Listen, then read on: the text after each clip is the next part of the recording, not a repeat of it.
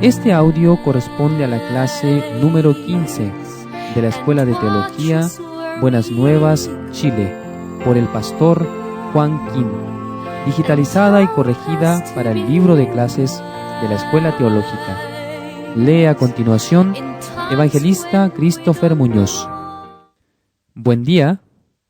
Vamos a leer el libro de Romanos capítulo 1, versículos del 11 al 25. Dice: porque deseo veros para comunicaros algún don espiritual, a fin de que seáis confirmados, esto es, para ser mutuamente confortados por la fe que nos es común, a vosotros y a mí. Pero no quiero, hermanos, que ignoréis que muchas veces me he propuesto ir a vosotros, pero hasta ahora he sido estorbado, para tener también entre vosotros algún fruto, como entre los demás gentiles. A griegos y a no griegos, a sabios y a no sabios, soy deudor. Así que, en cuanto a mí, pronto estoy a anunciaros el Evangelio también a vosotros que estáis en Roma, porque no me avergüenzo del Evangelio, porque es poder de Dios para salvación a todo aquel que cree, al judío primeramente y también al griego, porque en el Evangelio la justicia de Dios se revela por fe y para fe, como está escrito, mas el justo por la fe vivirá. Porque la ira de Dios se revela desde el cielo contra toda impiedad e injusticia de los hombres que detienen con injusticia la verdad. Porque lo que de Dios se conoce les es manifiesto, pues Dios se lo manifestó. Porque las cosas invisibles de Él, su eterno poder y deidad, se hacen claramente visibles desde la creación del mundo, siendo entendidas por medio de las cosas hechas, de modo que no tienen excusa, pues habiendo conocido a Dios, no le glorificaron como a Dios, ni le dieron gracias, sino que se envanecieron en sus razonamientos, y su necio corazón fue entenebrecido. Profesando ser sabios, se hicieron necios, y cambiaron la gloria del Dios incorruptible en semejanza de imagen de hombre corruptible, de aves, de cuadrúpedos y de reptiles, por lo cual también Dios los entregó a la inmundicia, en las concupiscencias de sus corazones, de modo que deshonraron entre sí sus propios cuerpos, ya que cambiaron la verdad de Dios por la mentira, honrando y dando culto a las criaturas antes que al Creador, el cual es bendito por los siglos. Amén. En los versículos que hemos leído, podemos encontrar una explicación muy importante, porque el apóstol Pablo tenía un gran deseo de encontrar a los hermanos de la iglesia de Roma para compartir la palabra. Además quería compartirles los dones espirituales que él recibió por medio de Dios, para que ellos fuesen confirmados en su fe. El versículo 13 dice: pero no quiero, hermanos, que ignoréis que muchas veces me he propuesto ir a vosotros, pero hasta ahora he sido estorbado, para tener también entre vosotros algún fruto, como entre los demás gentiles. Es decir, que cuando el apóstol Pablo llegara a la iglesia de Roma, él quería predicar la palabra de Dios, testificar la palabra del Señor. Entonces los hermanos de esa iglesia podrían tener la fe y los frutos de su caminar con Dios. Vamos a ver qué dice el versículo 14. A griegos y a no griegos, a sabios y a no sabios, soy deudor. El corazón que el apóstol Pablo expresa aquí es muy importante, pues nosotros también deberíamos tener ese tipo de corazón. Después de haber entendido el Evangelio, al ser salvo, ¿qué tipo de corazón debería tener tal persona en este mundo? El apóstol Pablo dice: yo soy deudor. ¿De qué? Del Evangelio, del amor de Jesucristo, de la iglesia. Porque si nuestro Señor Jesucristo no hubiera muerto, nosotros nunca hubiésemos recibido el perdón eterno. Además, si no existiese la iglesia en el mundo, nosotros no podríamos escuchar la palabra de Dios y el Evangelio, el cual si no supiésemos correctamente, tampoco podríamos predicar a otras personas. Nosotros somos deudores de nuestro Señor Jesucristo, del Evangelio y de la Iglesia. En el versículo 15 dice: Así que, en cuanto a mí, pronto estoy a anunciaros el Evangelio, también a vosotros que estáis en Roma. Esta palabra me da mucha bendición y ánimo, porque hasta ahora el apóstol Pablo, desde el versículo 1 hasta el 14, solo estaba expresando su deseo de ir a Roma para encontrarse con los hermanos de aquella iglesia, y su posición de apóstol, que desea esparcir el don espiritual que Dios le había entregado, y así obtener los frutos. Sin embargo, en el versículo 15, se enfocó en la siguiente palabra: Así que, en cuanto a mí, pronto estoy a anunciaros el Evangelio, también a vosotros que estáis en Roma. Según nuestro conocimiento, después de recibir la salvación, ¿necesitamos escuchar el Evangelio o no? ¿Qué es el Evangelio? El Evangelio se refiere a que Jesucristo quitó todo nuestro pecado e iniquidades, para que nosotros recibiéramos la salvación. Según nuestro entendimiento, esa es la definición de Evangelio. Pero la verdad es que el Evangelio no solamente explica sobre el perdón de los pecados, sino que también explica acerca de la fe, de cómo una persona puede mantener su vida de creencia y de qué manera puede vivir por la fe. Por esa razón, en el versículo 17 dice: Porque en el Evangelio la justicia de Dios se revela por fe y para fe, como está escrito: mas el justo por la fe vivirá. Esto se refiere a dos cosas. Primero, las personas pueden escuchar acerca del perdón del pecado y recibir la salvación por la fe. Segundo, dice para fe. Se refiere a cómo debe vivir una persona después de recibir la salvación. Los miembros de la Iglesia de Roma, aunque llevaban una vida de creencia en la que estaban divulgando el Evangelio, a ellos les faltaba algo para avanzar en su vida de creencia. Por esa razón, el apóstol Pablo deseaba visitarlos, pues él tenía mucha experiencia con Dios y había recibido la sabiduría de Jesucristo. Por lo tanto, quería explicarle a los miembros de la Iglesia de Roma acerca de lo que había recibido. El libro de Romanos está explicando acerca del Evangelio. En el texto de Romanos no solamente se está enfocando en los temas de justificación, santificación y perfección, sino que también acerca de cómo deben vivir los creyentes. Después de que una persona recibe el perdón de los pecados y se vuelve justo, lo primero que debe hacer es leer el libro de Romanos, porque en este libro aparece la enseñanza acerca de nuestra vida de creencia, de cómo nosotros tenemos que vivir, pues leyendo estas palabras, nuestro corazón se llena del deseo de servir al Señor y de predicar el Evangelio. El problema ocurre cuando una persona no ha recibido el perdón de los pecados. Si no recibió esa gracia, tampoco Dios le da el Espíritu Santo, y al carecer de aquello, no puede explicar la palabra del libro de Romanos. Mucha gente considera que es difícil explicar este libro, pues mientras una persona lee y escudriña estos versículos, se queda trabado en algún tema. No puede explicar con facilidad y dice: es difícil de entender. Por ese motivo yo tengo la decisión de explicar el libro de Romanos, desde el capítulo 1 hasta el capítulo 16, completamente todo el texto de versículo en versículo. En el versículo 16 dice: porque no me avergüenzo del Evangelio, porque es poder de Dios para salvación a todo aquel que cree, al judío primeramente y también al griego. Aquí habla acerca de los judíos y de los griegos. Los judíos son los descendientes de Israel, del linaje de Abraham. Existen 12 tribus. Entre las tribus hay una que recibe el nombre de Judá. Por eso se dice judíos, por causa del nombre de dicha tribu. y también se les llama como pueblo de Israel.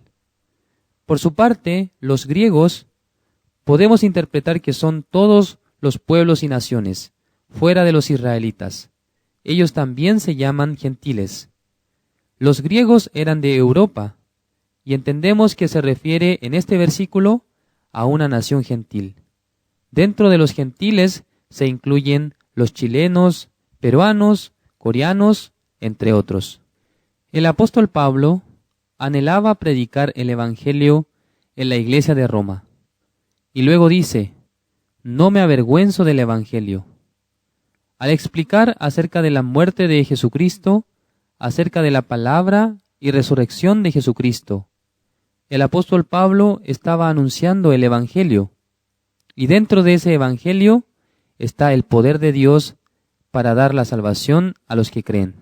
Una persona que sepa exactamente acerca del Evangelio no sentirá vergüenza a la hora de explicar el Evangelio, pues tal persona cree que dentro del Evangelio hay un gran poder de Dios. Por ejemplo, una persona posee una tarjeta de crédito y su cupo asciende a $5,000 mensualmente. Dicha tarjeta le fue entregada por su padre y éste le dice a su hijo, «Hijo mío, utilícela hasta que se termine su saldo». El hijo, al tener esta tarjeta de crédito, puede comprar muchas cosas para comer y también puede obsequiar algunas cosas a sus amigos. De todo puede hacer, pero tiene un límite de cupo disponible que asciende a $5,000 mensuales. Aparentemente una tarjeta de crédito se ve como un trozo de plástico, pero dentro de esa tarjeta hay un gran poder. De la misma manera, nosotros tenemos este gran poder en el Evangelio, y a las personas que tienen un gran poder se les llama poderosos. En este país, Chile, existen muchos jóvenes que desean aprender la palabra de Dios. Quieren ser evangelistas, pastores y misioneros. Pero, ¿por qué no pueden hacer aquello? Porque no tienen contacto con alguna organización en donde se encuentre la palabra de Dios y el Evangelio. Una persona que tiene el Evangelio verdadero, en su corazón llega la palabra de Dios, la justicia de Dios y el poder de Dios. Existe gente que posee un gran poder, pero la gente que no tiene poder, aunque se vea muy débil, inútil, parece que no sabe nada. Si tal persona supiera exactamente el Evangelio, el cómo explicar acerca del pecado, del juicio eterno, acerca de la ley y el perdón de los pecados, y también el cómo puede vivir por la fe. Si sabe explicar estas cosas y vivir por la fe, entonces a tal persona Dios le utilizará. Cuando yo recibí la salvación en el año 1990, en ese tiempo yo no sabía nada del idioma español, no sabía acerca de la Biblia, pero por estar congregando en la iglesia, Dios me iba enseñando. Además, cuando leía la palabra, Dios me hablaba a través de las Escrituras. Nosotros debemos creer que dentro de la Biblia existe un gran poder. Por eso en la Escuela de Teología Buenas Nuevas de Chile, usamos 3 lemas que son: solamente la fe, solamente la Biblia, solamente la gracia de Dios. ¿Por qué nosotros estamos usando estos lemas? Primero, solamente por la fe, porque por la fe podemos viajar a otras ciudades, a otros países, podemos predicar, podemos vivir. Segundo, solamente la Biblia, pues no es necesario integrar otros escritos, sino que únicamente la Biblia es suficiente. Con esta palabra nosotros podemos predicar, tener fuerza, esparcir el Evangelio por la fe. Tercero, solamente por la gracia de Dios. Pues en la antigüedad, por ejemplo, Noé halló la gracia de Dios. Él era varón justo, perfecto. Con Dios caminó Noé. Sin la gracia del Señor no podemos hacer nada, pero a través de la gracia de Dios podemos lograr hacer todas las cosas. Por eso en el libro de Filipenses capítulo 4, versículo 13 dice: todo lo puedo en Cristo que me fortalece. En Romanos capítulo 1, versículo 17 dice: Porque en el Evangelio la justicia de Dios se revela por fe y para fe. Como está escrito, mas el justo por la fe vivirá. Este versículo es el resumen del capítulo 1 de Romanos.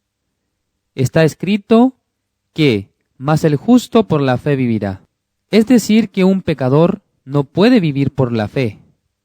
Cuando se utiliza el vocablo más, se refiere a que solamente el justo por la fe vivirá.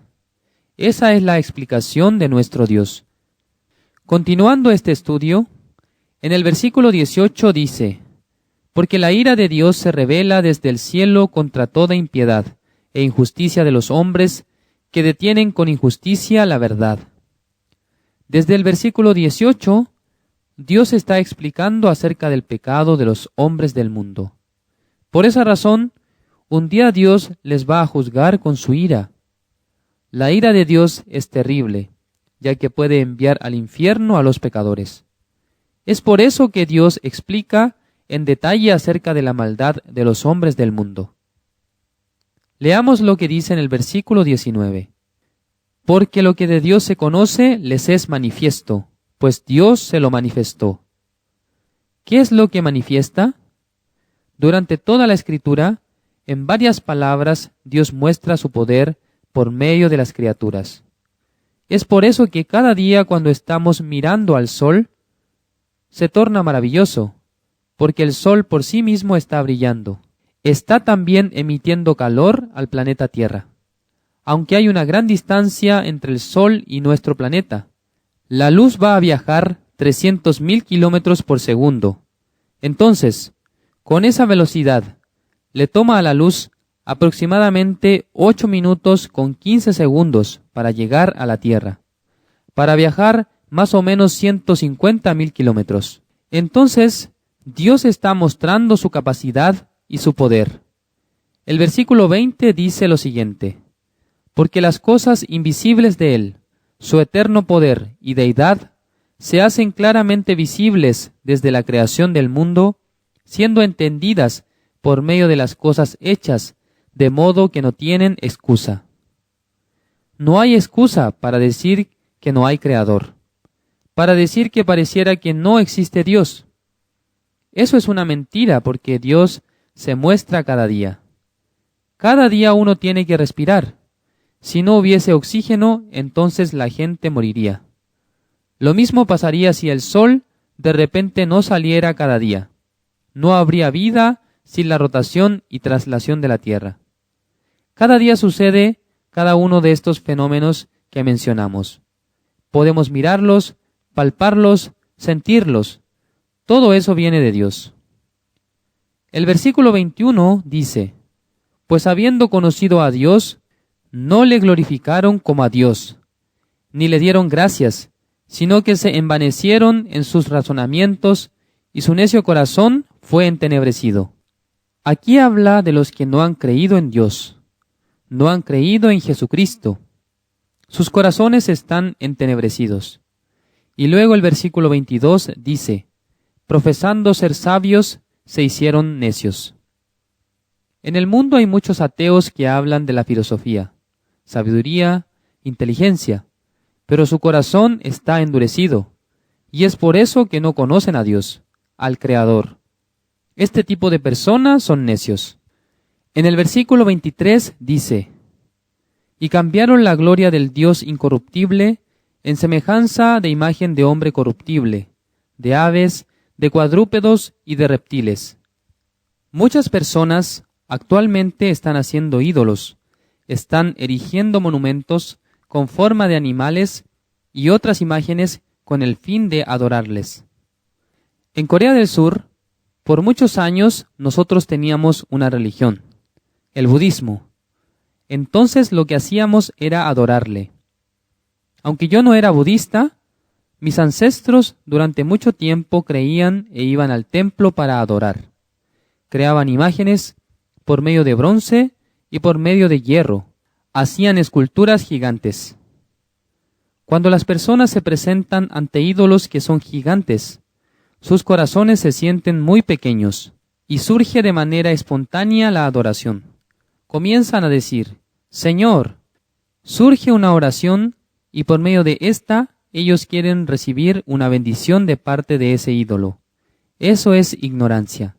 Ahora continuemos con el versículo 24.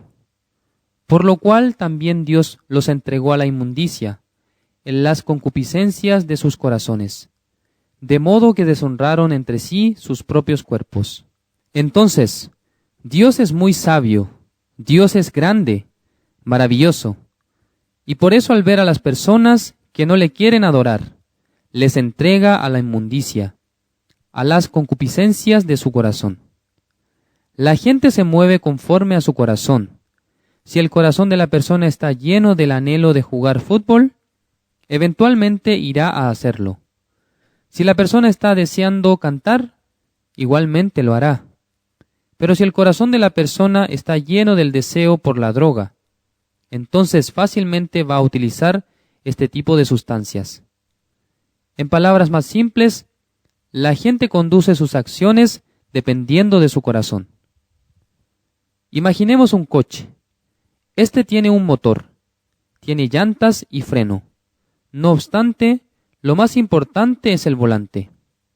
Por medio del volante, cuando el conductor desea girar a la derecha, lo hará. Entonces la dirección depende del volante y quién lo controle. Por ejemplo, si un niño pequeño está al volante y comienza a conducir a 100 kilómetros por hora, ¿cuál será su destino? Un niño que no sabe nada va a tener un choque fuerte y puede hasta morir. El auto igualmente quedará destrozado e inutilizable. Nosotros actuamos dependiendo de nuestro corazón. Por esa razón llega el deseo de adulterio, el deseo de fornicación, el deseo de mentir y posteriormente, por medio de ese deseo, la gente actúa. Por eso nosotros tenemos que tener temor de Dios y pedirle su gracia para que funcione solamente su voluntad, su deseo, su santidad. Porque cuando la gracia y misericordia de Dios funcionan en nuestro corazón, de esa manera podemos cuidar nuestra vida. Eso aconteció con la mujer adúltera. Jesucristo le dijo, «Ni yo te condeno, vete y no peques más». ¿Cómo es que ella puede vivir sin cometer más pecados? Jesús le da la respuesta y le dice, «Cuando usted me sigue, andará en luz». Entonces, cuando ella andaba con el deseo de adulterar, en ese entonces, al final de un tiempo, adulteró y luego estaba a punto de morir. Pero si Dios le daba la luz, el deseo de vivir en la luz, eso iba a llenar su corazón junto con la gracia, el amor y la voluntad de Dios. Por eso su vida poco a poco podría cambiar. También podemos ver el ejemplo de la mujer samaritana que sale en San Juan capítulo 4. Esa mujer tenía 6 maridos en total, porque cambiaba a cada momento. Siendo una mujer, cambió su marido hasta tener 6. Significa que ella no podía satisfacer su corazón. Estaba con un hombre y luego sentía que ese no era el indicado. Luego pasaba lo mismo con otro y sucedía lo mismo. Esto significa que ella buscaba algo para sentirse más feliz. No obstante, al final, en lugar de ser más feliz, terminó con gran sed en su corazón. Sin embargo, al escuchar la palabra de Jesucristo, su vida fue totalmente cambiada. Porque después de conocer a Jesucristo, ella se levantó y fue a Sicar para predicar el Evangelio. Les indicaba que vinieran y que ella había encontrado al Mesías. Esto quiere decir que ella cambió su corazón. La Biblia dice que dependiendo de nuestro corazón, Dios pone concupiscencia o santidad. Por eso las personas deben tener temor de Dios. Pues si el Señor les pone el deseo malo en su corazón, entonces las personas serán arrastradas hacia la maldad. Contrariamente, si Dios les entrega su pensamiento, voluntad y deseo, entonces las personas podrán vivir en la luz. Finalmente el versículo 25 dice, «Ya que cambiaron la verdad de Dios por la mentira, honrando y dando culto a las criaturas antes que al Creador, el cual es bendito por los siglos. Amén. Según este versículo, lo único que podemos hacer delante del Creador es adorarle. Tenemos que honrar y servir al Señor. Pero si en lugar de eso, nosotros interponemos nuestro deseo carnal, eso implica que nosotros viviremos en la inmundicia y en las tinieblas. Es decir, que dependiendo de lo que aceptemos en nuestro corazón, Dios nos permitirá vivir por la fe o, de lo contrario, vivir con nuestro deseo carnal. La clase número 15 termina aquí. Nos encontramos en la siguiente clase.